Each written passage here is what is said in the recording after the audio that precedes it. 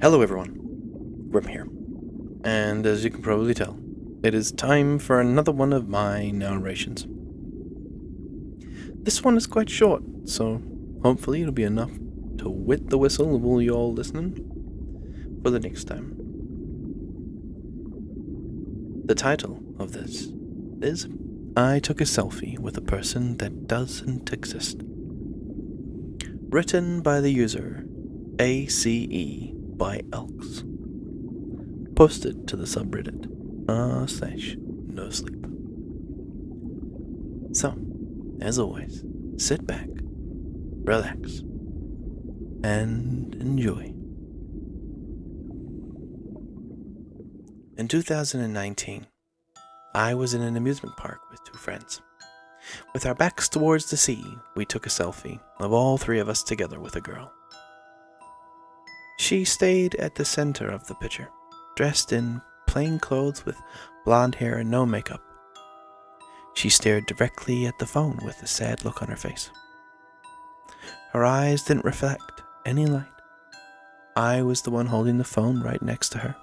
James was to the side, had his sunglasses on, wearing a tank top and cap, both white. Robert was in the back wearing a brown t-shirt and glasses with transition lenses. I thought the girl was James's girlfriend, but he denied it. He added she would be too flat for someone like him. And he thought she was Robert's friend. Robert smiled, but also disagreed. He felt she was my sister. The fact is, while we had this discussion, the girl was already gone. She disappeared the moment we took the selfie. Like if she never existed. My friends and I stood there looking at the screen. We were unaware that the day would have been the last one we saw each other again.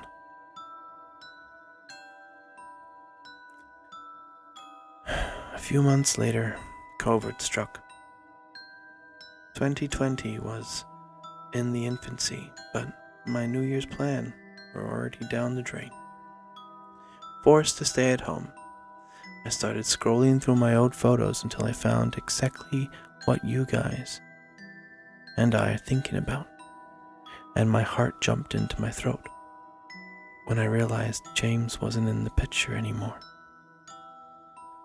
I placed the phone down on the table, careful enough like I was managing a bomb, but fast enough like I was holding a poisonous animal in my hand. I grabbed my forehead and looked at the picture. It was just us two and a girl. Her eyes were completely black, devoid of any life. It felt like she was staring at me at that moment. How can the look of a person that doesn't exist feel so nerve-wracking?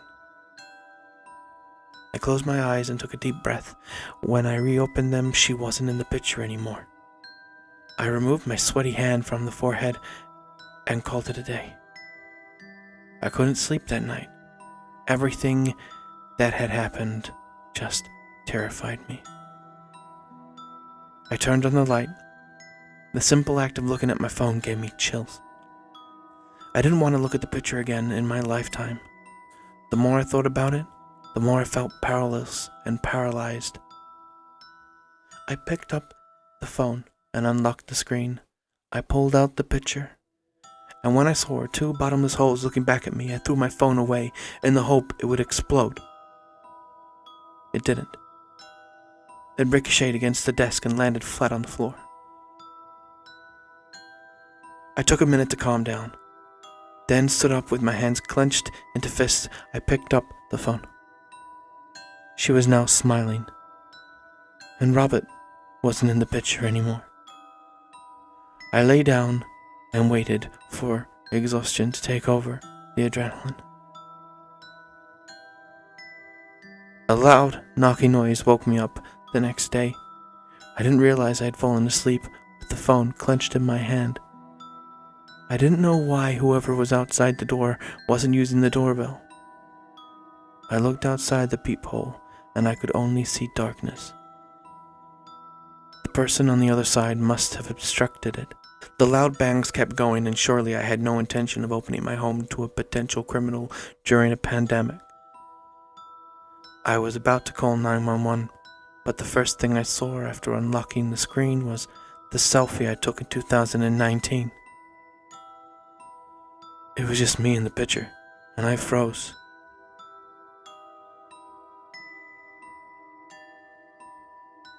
The heavy knocking kept going, and the door itself was trembling, but it didn't matter. I selected the selfie and pressed delete. Silence.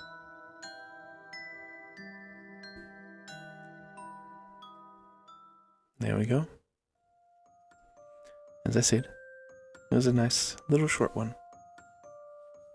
And I am not saying that that was a bad thing at all. That's a very good story, and I quite enjoyed reading it. So, I hope all of you enjoyed hearing it. As usual, please like and subscribe if you've liked what I've done so far. But otherwise, have a good day, good night, wherever you are. And this is Grim, signing off.